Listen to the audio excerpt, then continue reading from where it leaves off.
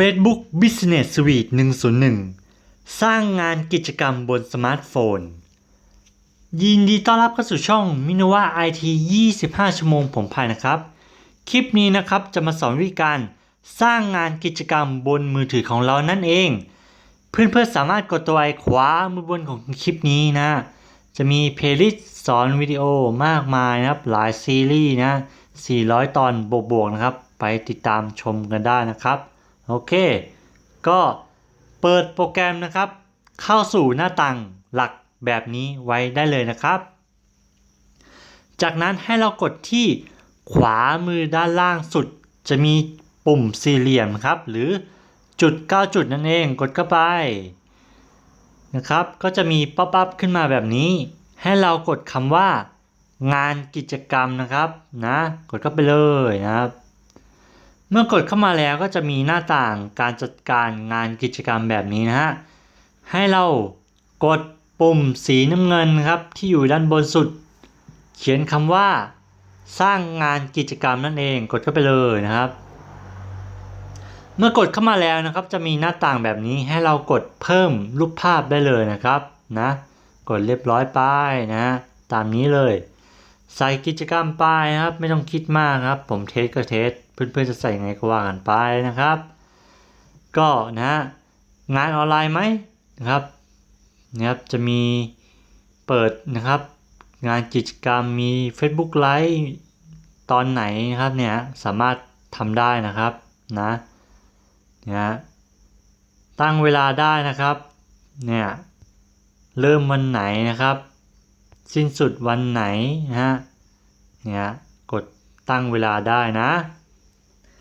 ตำแหน่งก็ใส่ได้นะครับรายละเอียดก็สามารถใส่ได้นั่นเองนะครับไม่คิดมากนะเทสก็คือเทสจริง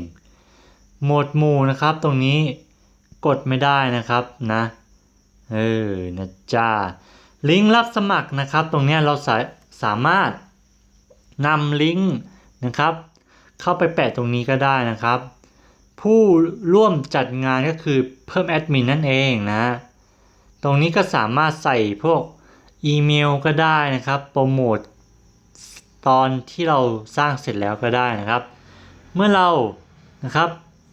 แก้ไขเรียบร้อยแล้วนะครับให้เรากดปุ่มคำว่าเผยแพร่นั่นเองกดเข้าไปครับรอสักครู่หนึ่งนะครับ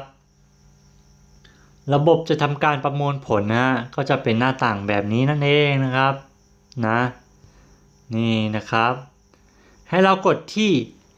ซ้ายมือบนสุดนะครับกดเข้าไปนะครับกดเข้าไปกลับสู่หน้าต่างหลักนะฮะจากนั้นรีเฟรชมานะครับก็จะมีพวกนะครับโพสที่เราสร้างไว้นั่นเองครับ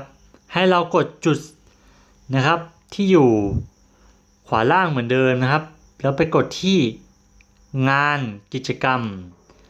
จากนั้นนะครับสังเกตไหมครับตรงกลางจอจะมีกิจกรรมที่เราสร้างไว้นั่นเองนะครับเนี่ยเทสนะกดเข้ามาได้นะครับเนี่ยก็จะมีหน้าต่างแบบนี้นะจ๊ะมาส่วนวิธีการลบนะครับให้เรากดที่ขวามือนะครับจุด3จุดสังเกตด้านล่างจอจะมีป๊อปอัพนะครับเขียนคำว่าลบกิจกรรมนั่นเองกดเข้าไปเลยนะครับ